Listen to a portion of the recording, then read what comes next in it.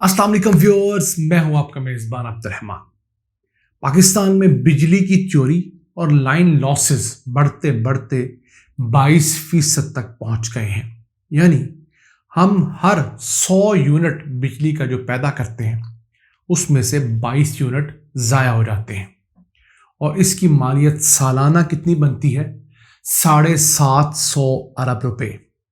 ये टीका पाकिस्तान की मईशत को हर साल लग रहा है और मुसलसल कई दिहाइयों से लग रहा है।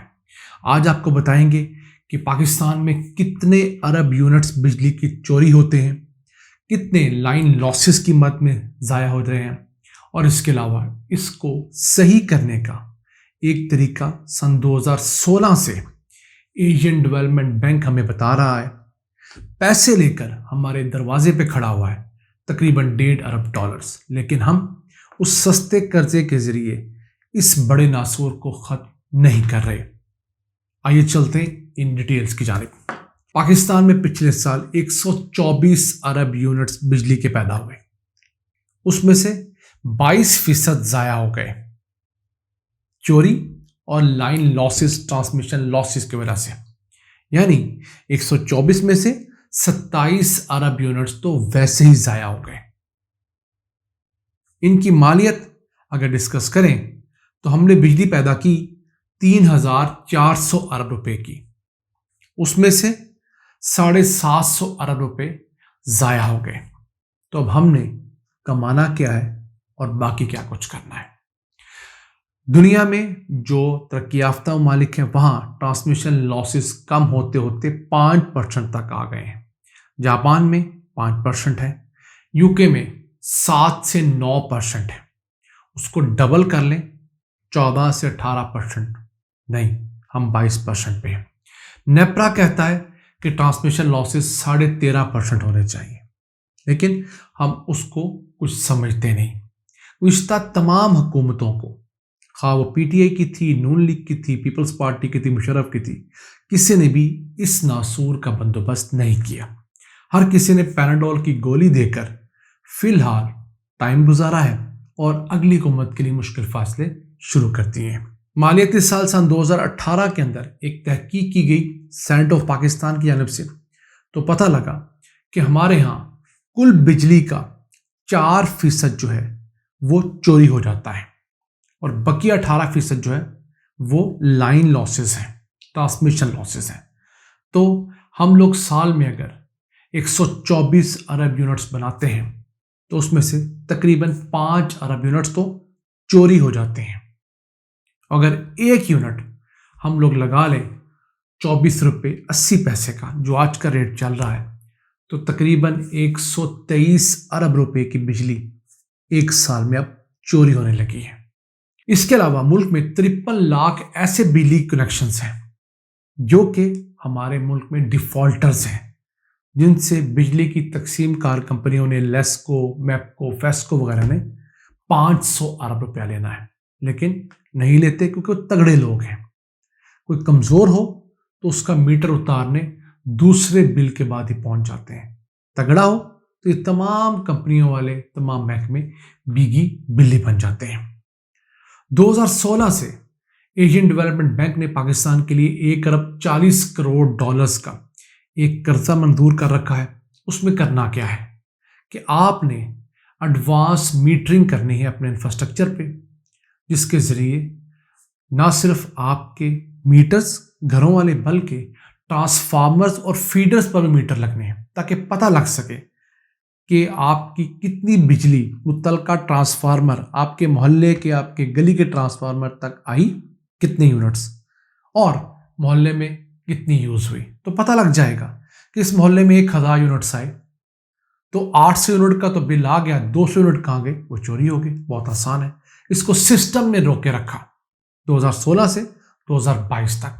अब जब पानी हमारे सर से ऊपर चला गया है तो वफाकी हुकूमत ने एक अच्छा फैसला किया है कि मुल्क भर में इस प्रोजेक्ट को बजाय पायलट प्रोजेक्ट के शुरू करने के, हर बड़े इंडस्ट्रियल, कमर्शियल और ज़्यादा चोरी वाले जोन्स के अंदर फीडर्स में फौरी तौर पर इम्प्लीमेंट करने का कहा है और डेडलाइन दी है जून सन 2023 तक। इसमें एडवांस ऐसे मीटर्स लगेंगे جو کہ جی ایم ایس ٹیکنالوجی کے ذریعے سیٹلائٹ کے ذریعے مین دفتر کے ساتھ اٹیچ ہوں گے.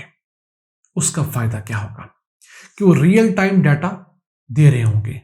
پتہ لگ رہا ہوگا کہ اس میٹر پر کتنے یونٹ موصول ہوئے، یعنی کہ اس ٹرانسفارمر پر جو آپ کی میری گلی میں لگا ہوا ہے، اس انڈسٹری قریب لگا ہوا ہے، اس کمرشل ہب کے قریب لگا ہوا ہے، اور کتنے یونٹ کنزیوم ہو رہے ہیں. تو چوری نہ ہونے کے برابر ہے. اس کے علاوہ یہ بھی فیصلہ کیا گیا ہے کہ بجلی چوری اور لائن لاسز کو روکنے کے لیے ایک علیحدہ انڈیپینڈنٹ آٹونومس ڈائریکٹریٹ بنایا جائے گا، اور اس کے اندر پروجیکٹ ڈائریکٹر ہوگا جس کا کام ہی صرف پورے ملک میں بجلی چوری روکنا ہے.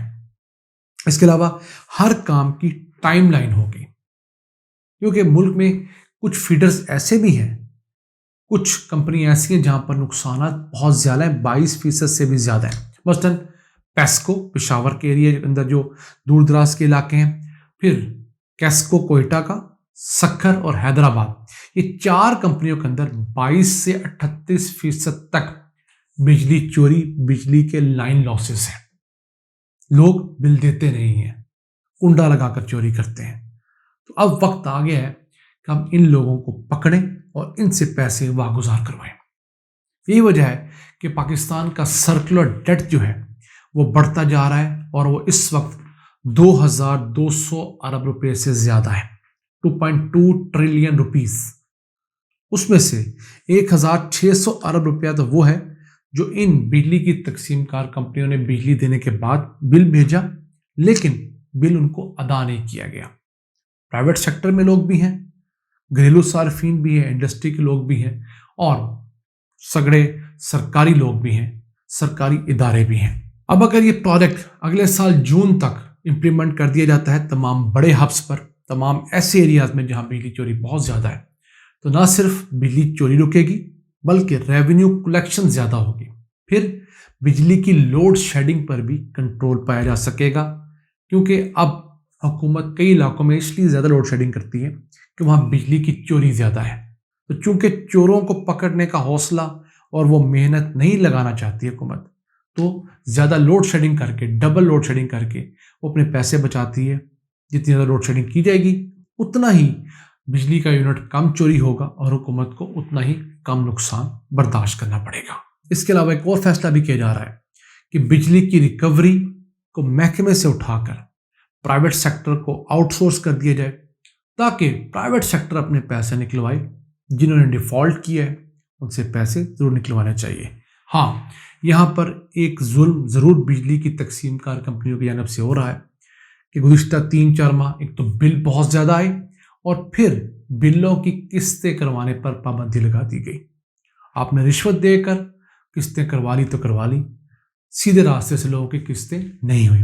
تو ایسا میکانزم سسٹم میں ہونا چاہیے کہ جو غریب لوگ ہیں، متوسط لوگ ہیں، اگر ان کا بجلی کا بل زیادہ ہے تو کم از کم ان کی 3 قسطیں ہونی چاہیے، تاکہ وہ ڈیفالٹر بھی نہ ہو، ان کا سرکٹ بھی خراب نہ ہو، اور ان کو سسٹم کے اندر رہتے ہوئے جب ریلیف ملے گا تو وہ کسی کو رشوت نہیں دیں گے اور آپ کے لائل کسٹمر رہیں گے.